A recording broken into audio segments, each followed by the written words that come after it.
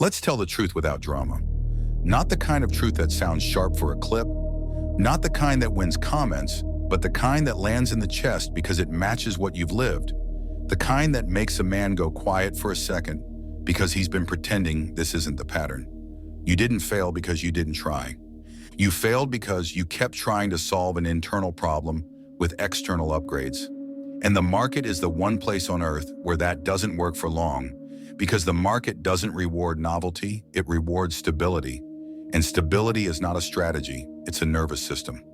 Some men move through life with a different posture, and it's hard to explain because it's not loud, it doesn't advertise, it doesn't beg to be seen, it doesn't need permission, it doesn't need applause, it doesn't need the emotional rush of breakthrough energy to commit, it doesn't need a perfect week to be consistent, it doesn't need to feel ready in order to act clean.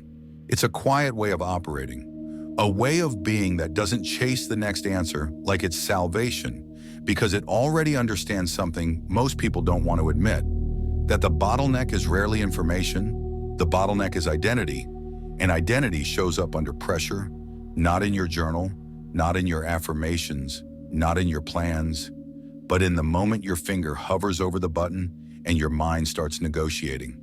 That's the unnamed way. Not philosophy as aesthetics, not Stoic quotes as decoration, but the lived version where a man is governed internally in the dark with no audience, where discipline is not a performance, it's the default setting, where silence is not awkward, it's power, where boredom is not torture, it's proof you're not addicted to stimulation. And because this way is rare, life keeps separating men into two lanes without asking permission. One lane is reaction, the other is waiting. Reactors aren't evil, they're just exposed. And exposure makes a man reach for relief, and relief makes him talk too much, click too fast, explain too hard, and chase what wasn't meant for him because his mind confuses movement with control. Waiters move differently. They don't wait because they're indecisive, they wait because they're not needy, and neediness is the root of most mistakes that look technical on the surface but are emotional underneath. Reactors want the market to cooperate with their mood. Waiters don't bring mood to the market. Reactors make promises to themselves and break them when discomfort shows up. Waiters don't make dramatic promises. They set a standard and return to it like a man returning to his word, because his word is the only thing that's actually his. Reactors keep hunting for the next method, because the next method lets them postpone the one confrontation they've been avoiding for years, which is the confrontation with their own instability. Waiters don't need a new method every month because they're not trying to be entertained, they're trying to be consistent. That's the separation. And if you've been in trading long enough, you know exactly what that separation feels like, because you've lived the loop that looks like effort but is really escape. You discover something new and it lights you up like a drug. You tell yourself quietly, maybe even respectfully, that this time is different, that this time it finally makes sense, that this is the clean solution, the aha, the missing link, the loophole. And you don't just learn it, you merge with it. You start thinking about it at night. You stay up later than you should because your mind is already counting results you haven't earned. And you backtest like a man trying to prove to himself that this time he can be the version of himself he keeps imagining. Then you take it live.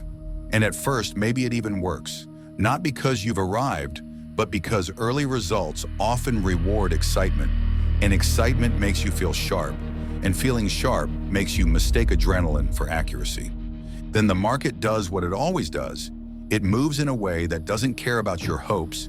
And you hit friction, you hit uncertainty, you hit a string of losses or a stretch of chop or a day where you hesitate and miss and then chase.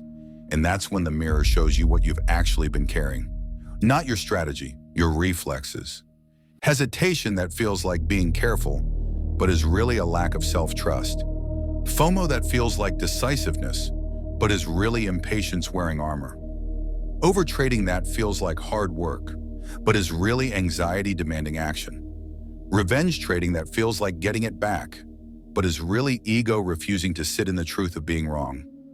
Micromanaging stops that feels like risk management, but is really fear trying to negotiate with reality after the decision has already been made. watching the P&L like it's a judge that decides your worth, even while you tell yourself you're detached. And the most brutal part is that you know it's happening while it's happening. You can literally feel yourself breaking your own rules, and still you do it. Because in that moment, you're not governed by your best mind, you're governed by the oldest part of you, the part that wants relief more than it wants mastery. This is why it takes so long for people. Not because trading is hard in a mystical way, but because trading doesn't just require learning a skill, it requires becoming a different operator. And most men try to become a different operator by buying a different tool. So they blame the strategy, they blame the mentor, they blame the market. They go looking for the next shiny object, not because they're stupid, but because hope is easier than transformation. And transformation requires a certain kind of honesty.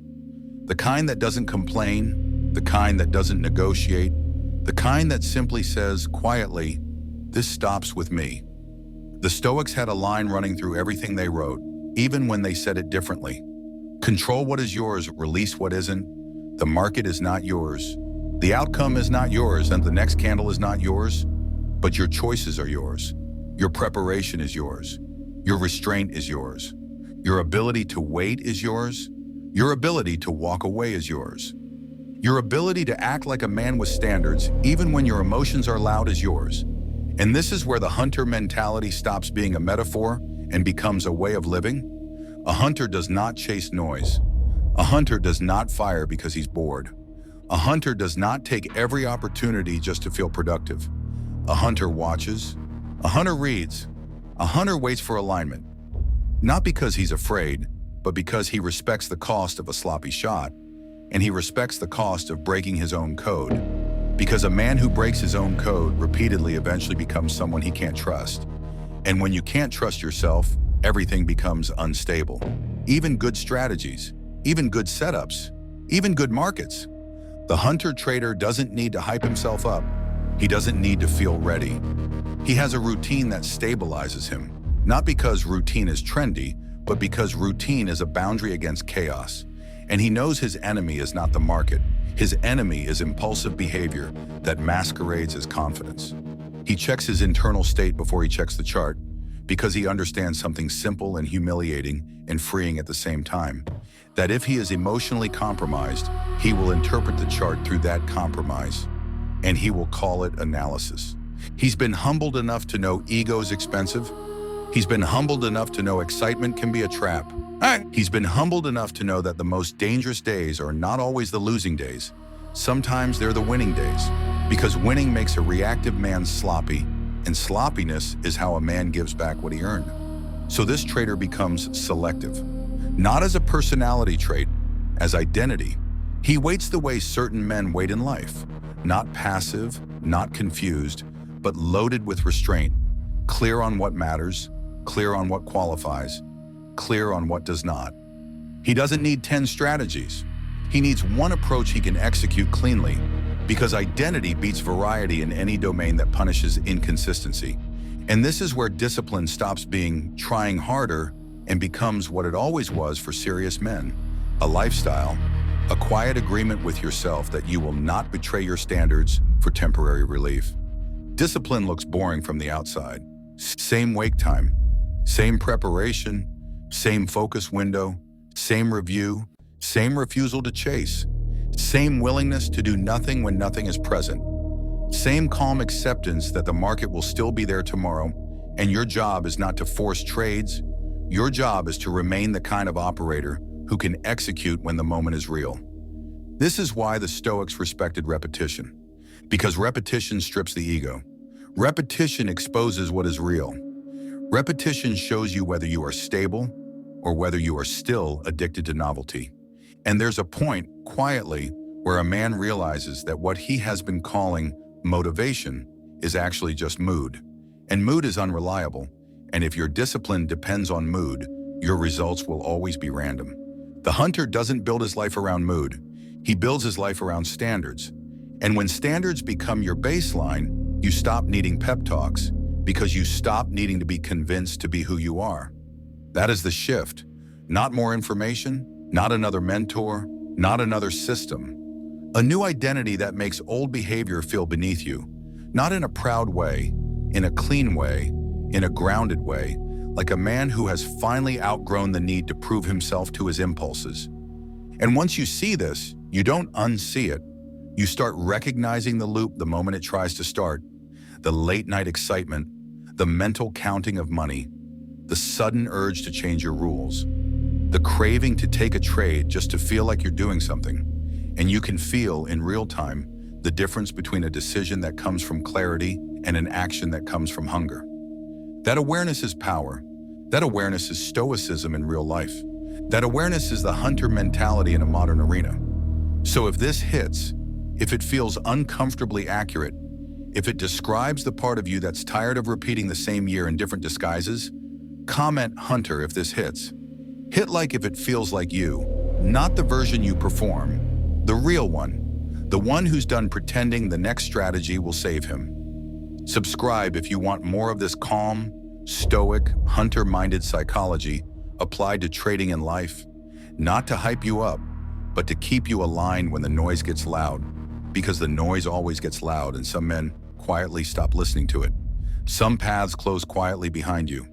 After that, it's hard to go back to chasing. After that, it's hard to blame the method. After that, it's hard to live like a man who can't trust himself. And when that line is crossed internally, the market becomes what it always was, a mirror, and you start trading like a man who is governed, not a man who is begging. Comment hunter if this hits.